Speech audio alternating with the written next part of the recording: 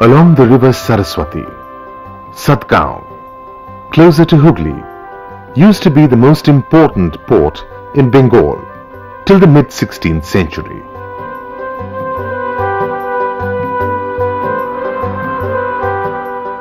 Bengal had trade contacts with Burma, the Malay Peninsula and Sumatra.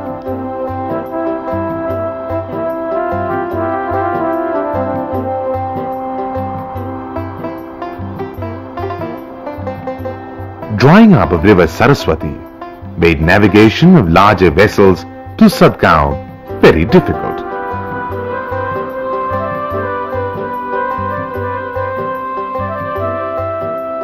Satgaon lost its prominence.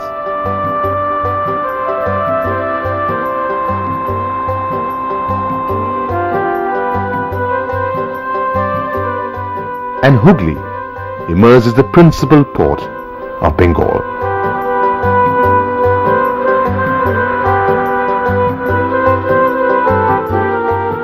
The story of European trade in Bengal started with the Portuguese.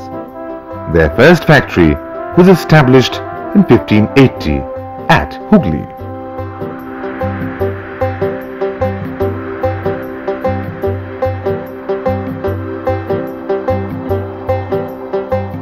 Subsequently, more factories were set up at Bengal and Chinsura, nearer Hooghly.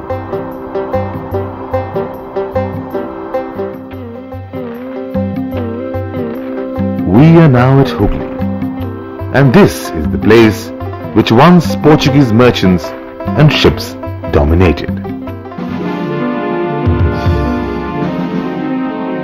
Portuguese dominance in Hooghly came to end in 1632.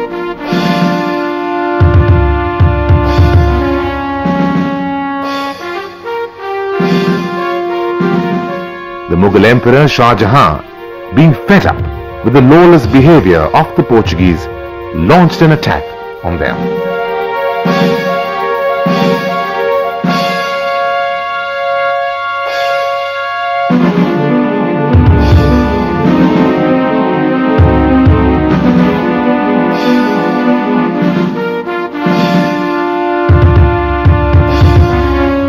Hooghly was captured.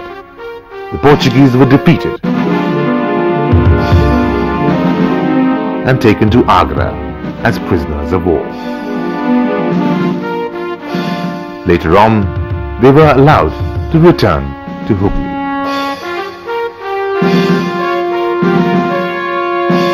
But the Portuguese lost their monopoly of trade over Hooghly.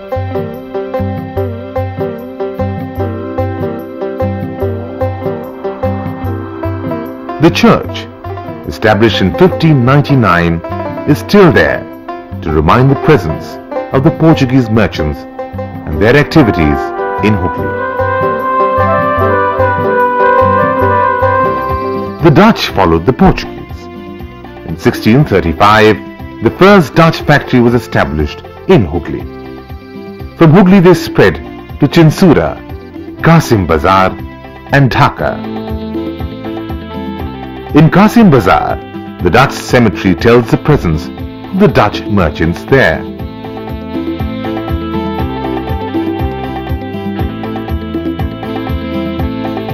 Even today, the cemetery carries various myths among the local population about the Dutch trade.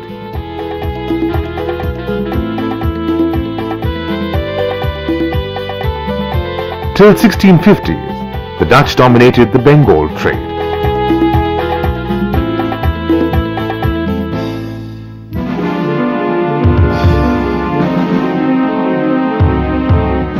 After that, they lost the Bengal trade to the English.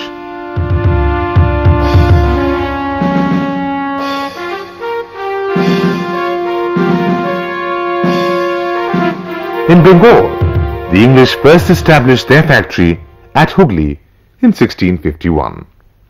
From Hooghly they moved on to Kolkata.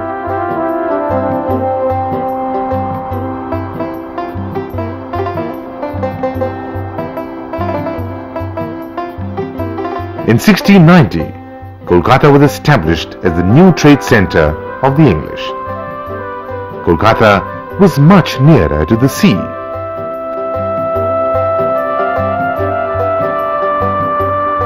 Free from the operations of the European rivals, and also far off from the control of the Bengal Nawabs.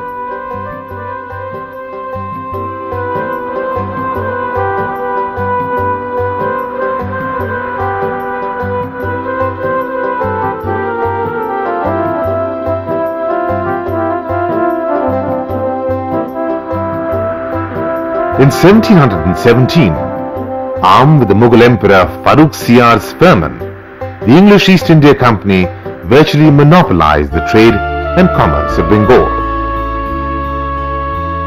We are now moving towards Chandanagar, the French colony, situated on the side of the river Hooghly.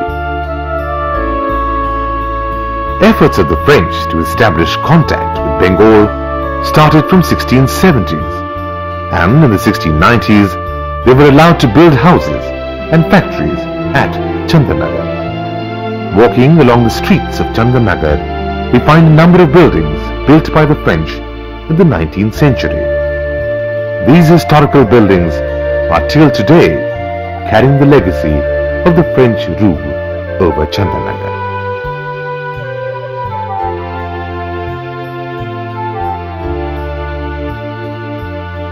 In the face of stiff competition with the English, they failed to expand their trade in Bengal. They were primarily confined to Chandanagar.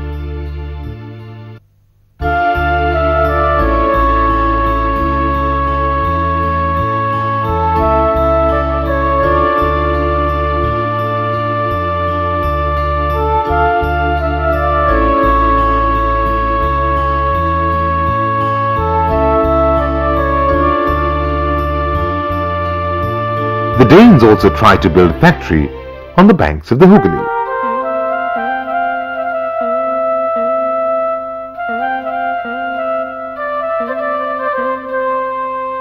They were allowed to establish factory at Serampore only in 1755.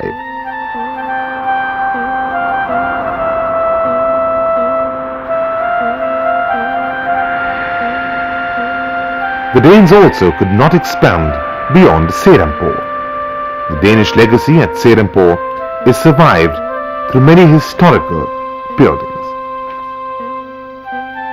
The Danish legacy at Serampore is survived through many historical buildings.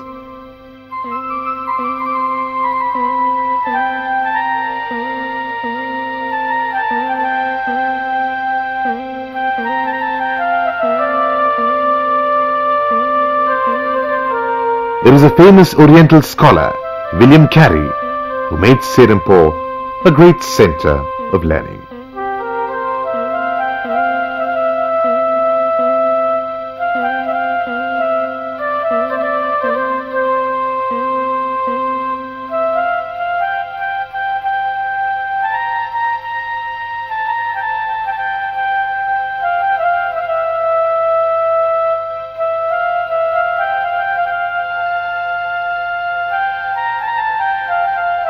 Thus, starting from the 16th century with the Portuguese till the mid-18th century, when the English East India Company was able to establish its exclusive control over the Bengal trade, we find that various European companies were in the run for making fortunes by controlling the Bengal trade.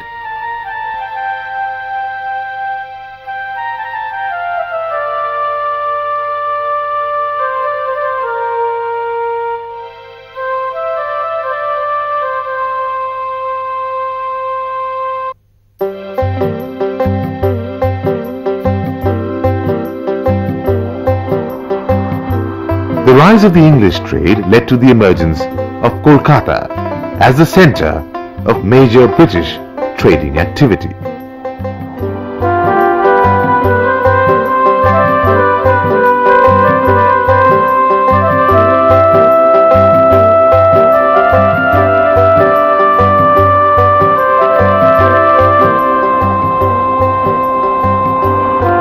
New port, new market, new buildings all speak about the growing importance of Kolkata as a hub of British trade and commerce in Bengal. The growing commercial importance of Bengal in the eyes of the Europeans was primarily because of availability of huge agricultural resources. Bengal was known to others as the food granary of the subcontinent.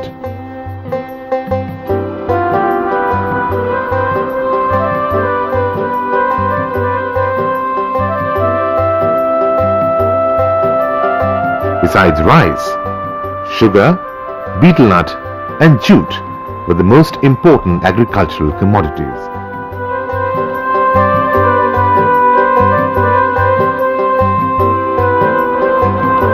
All these were very soon replaced by cotton and silk, which were in great demand in the European market. Kazim Bazar was known as the silk emporium of Bengal. All these goods used to be collected from different parts of Bengal and then through Hooghly and Kolkata were shipped to other countries. How then was this trade organized?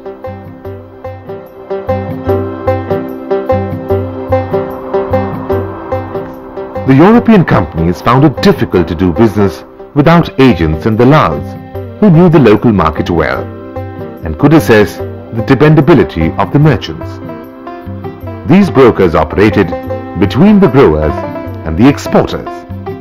Local agents worked through smaller agents and advanced money to them in order to obtain exclusive purchasing rights of a particular product. This was known as the system of dadan or investment.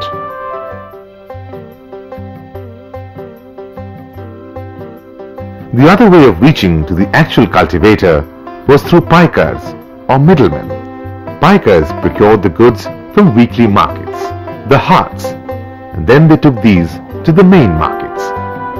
There the agents of the companies procured the merchandise.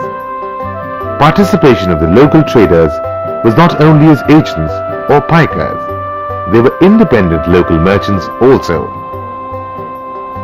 like the house of Jagat Seths, Omi Chand, etc.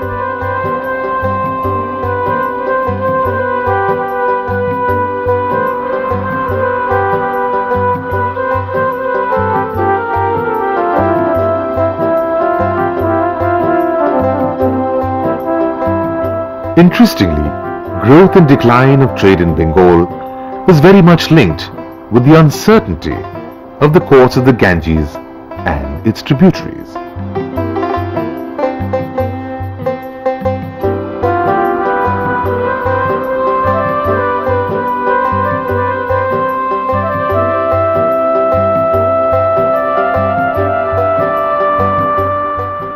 The silting up of the riverbeds made navigation difficult for larger vessels.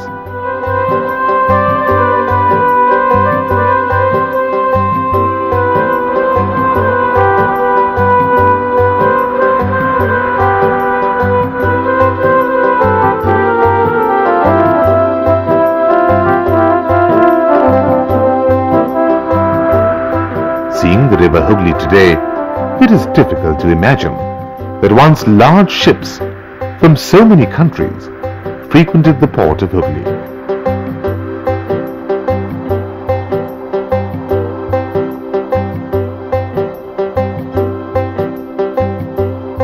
Even the Kolkata port, which replaced Hooghly as the major port during the British time, today no longer enjoys that importance.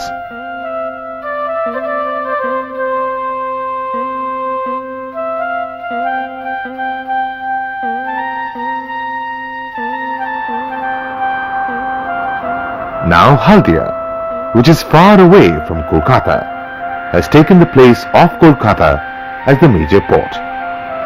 So, it was the river which basically decided the course of the trade in the past and to some extent in the present.